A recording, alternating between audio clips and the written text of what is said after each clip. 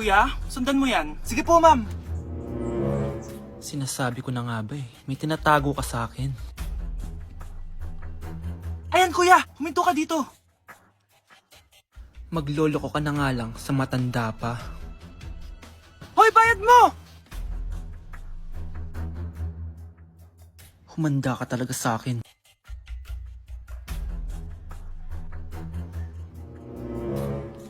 Ang sweet niyo naman. May paregalo ka pa, ha? Ano yun? Scarlett? Anong ginagawa mo dito? Manloloko ka! Pinagpalit mo ko dito sa matandang pangit na to? May paregalo ka pa, ha? Eh, sa akin nga, wala kang binibigyan na regalo, eh. Scarlett, magpapaliwanag ako. Manahimik ka! At ikaw naman, matandang pangit, sayong-sayo na tong boyfriend ko! Magsama kayong dalawa! Aba, walang respeto tong girlfriend mo, ah! Ano pinagsasabi mo, Scarlett? Eh, nanay ko to. Excuse mo lang yan! Eh, mukha nga nagtatago ka kanina, eh. Nagtatago ako kasi isusurprise namin yung tatay ko. Ganitong babae ba yung gusto mo, anak? Yung walang modo? Nay, pagpasensyahan niyo na siya. Tita, sorry po. Anong sorry? Matandang pangit ako, di ba? Lumayas ka dito, babae ka. Sorry na, tita. Ayaw mo lumayas, ha? Brownie! Good boy! Tumakbo ka na! Guys, naiiyak ako ngayon. Sobrang lala na nangyari sa akin. Imagine, 8 AM yung flight namin mamaya ni Honey Bunch. Nandito pa kami sa Korea. Tapos, ang nangyari, oh my gosh, grabe. Sobrang nakaka-stress. Bumili kasi kami dito sa cosmetic shop na tier. Tapos, edi may mga tax refund siya. Edi binigay ko yung mga passport namin, ganyan. Yung kay Honey Bunch na balik. Tapos ako, ang tanga ko kasi na-distract ako kay ate kasi marunong siya mag-Pilipino. Siyempre na-entertain ako ganyan. So anong nangyari, inaya na ako umalis ni Honey Bunch. Hindi ko man lang napansin na hindi ko nakuha yung passport. Sobrang tanga. Kumain pa kami, naglibot-libot pa kami. Like hindi ko man napansin. Pauwi na kami papuntang hotel. 600 pesos yung booking. 10 minutes lang kami nakasakay, tapos chinek ko yung bag ko. Sabi ko, bakit walang passport dito? Wala yung passport ko.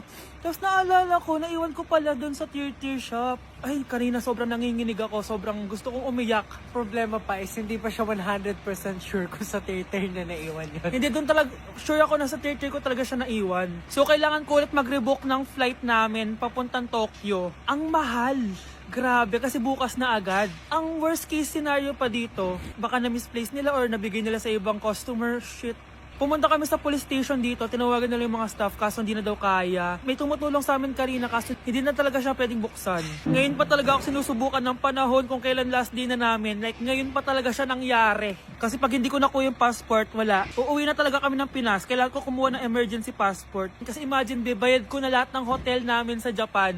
Kung di kami matutuloy dun, parang nagsayang lang ako ng pera.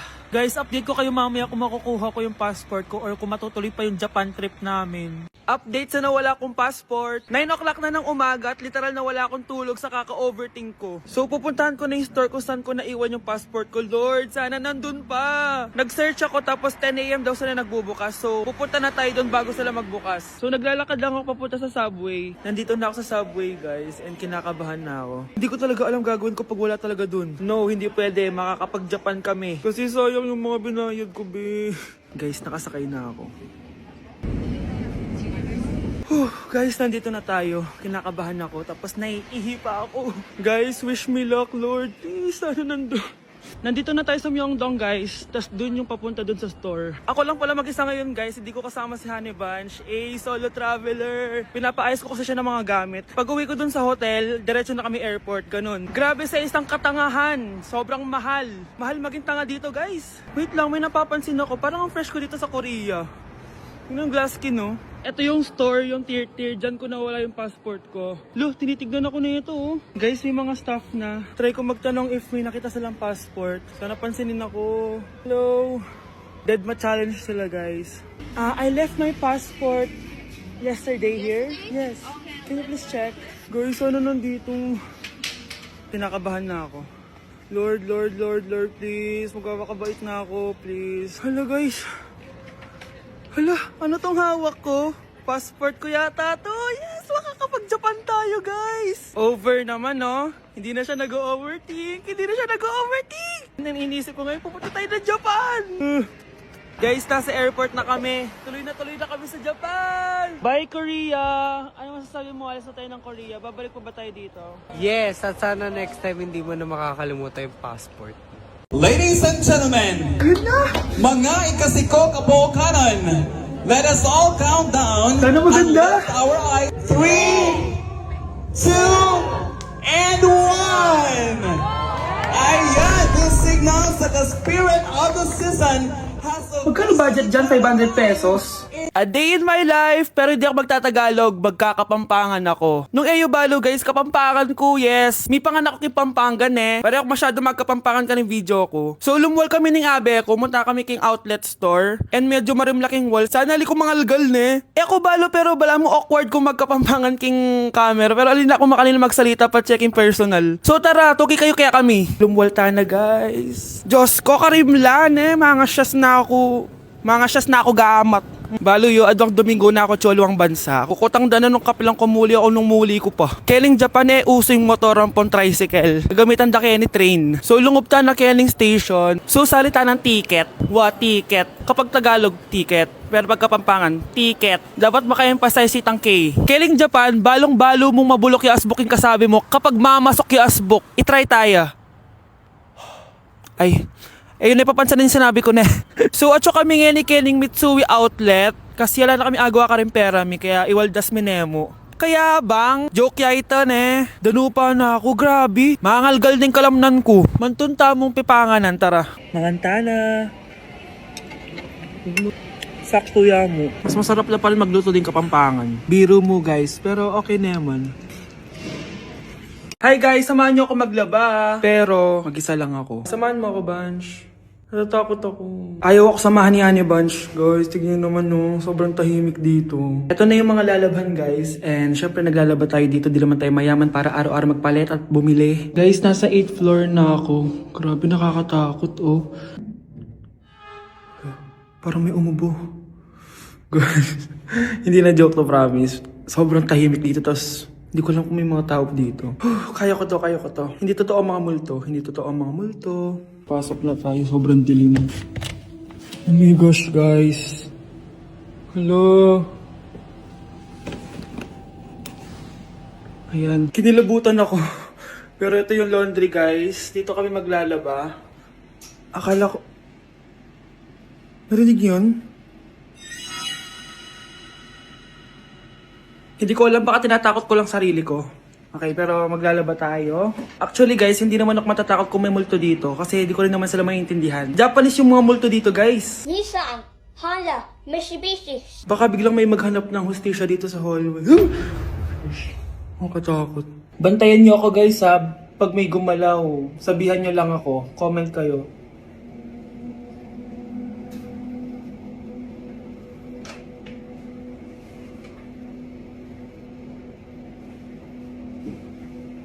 Babalik na ako sa hotel guys, hindi ko na kaya. Babalikan ko na lang yun mamaya. Guys, kinikilabutan pa rin ako. Babalik na ako sa room, balang ay dyan! Okay class, 5 points sa akin ang makakasagot neto. Ano ang pangalan ni Rizal? Ma'am! Yes, Scarlett? Rizal Park!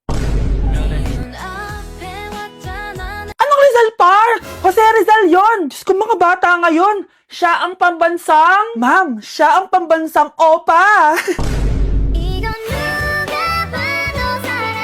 Siya ang pambansang bayani natin. Anong pinagsasabi nyo? Oh, kompletuhin nyo to. Ang kabataan, ang pag-asa ng Busan. Mali! Bayan! Pinagluloko nyo ako ha? O eto, ano ang sinulat na libro ni Jose Rizal? Ma'am, El Filibusterismo. Imnida. Tama na sana eh. Naloloko na kayo sa K-pop at K-drama na yan ha. Last na talaga. Ayusin nyo na. Okay class, last question. Sino ang kapatid ni Rizal? Kapatid ni Rizal? Ma'am.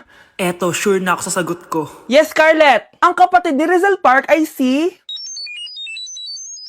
si Sandara Park. Nandito ako sa Japan at kakain tayo kasi di ako makatulog guys. Time check 1 AM na. Imbis na natutulog, kakain tayo. Buti na lang talaga sobrang lapit lang ng Family Mart sa hotel namin. Ito yung hotel namin, tapos ito lang yung Family Mart. 'Di ba sobrang lapit? Sobrang daming pwedeng bilhin oh. Daming onigiri oh. Kuha tayo neto, mukhang masarap tong chicken and vegetables. Hindi naman ako sobrang gutom, may mga gusto lang ako itry. Kuha tayo netong favorite kong drink. Try naman natin tong blueberry na flavor. Tapos ganito din yung Yakult nila dito. Actually, pampatulog pala to. Akala ko Yakult talaga siya. Ito muna bibilin ko dito, hanap tayo ng 7-Eleven. Eto guys, may nahanap ako 7-Eleven. Parang masarap to oh. Mukha siya lasagna. Tikman natin. Dito na lang natin siya kainin sa labas. Parang fantasy din kumain dito sa kalsada nila. Sobrang safe dito sa Japan, promise. Unahin na natin tong sushi. Alam nyo ba, kahit maglakad kayo mag-isa dito, sobrang safe, promise. Walang mga haras sa inyo. Walang kriminal, ganyan. Kaya ang sarap maglakad sa labas kasi alam mong safe ka, di ba? Tapos, sobrang babait pa ng mga Japanese. Swear. Pero sabi naman ng ibang Japanese, parang mas lang nila yon, pero ang totoo, ginajudge ka nila. Pero at least, di ba, mabait sila. Di kagaya na pumunta ako ng Hong Kong, sobrang sungit ng mga tao, sisigawan ka pa. Kapag may hinahanap ka, talagang tutulungan ka nila. Tapos palagi silang nakasmile. Kaya promise, Japan talaga yung favorite country ko. Last bite. Okay, next natin itong parang lasagna. Guys, sobrang bango. Sobrang sarap ng itsura niya. Tikman na natin. Ang sarap! Ito din yung gusto ko sa Japan. Sobrang sarap ng mga pagkain nila. Like, promise. Wala pa kami natitikman dito sa Japan na hindi masarap.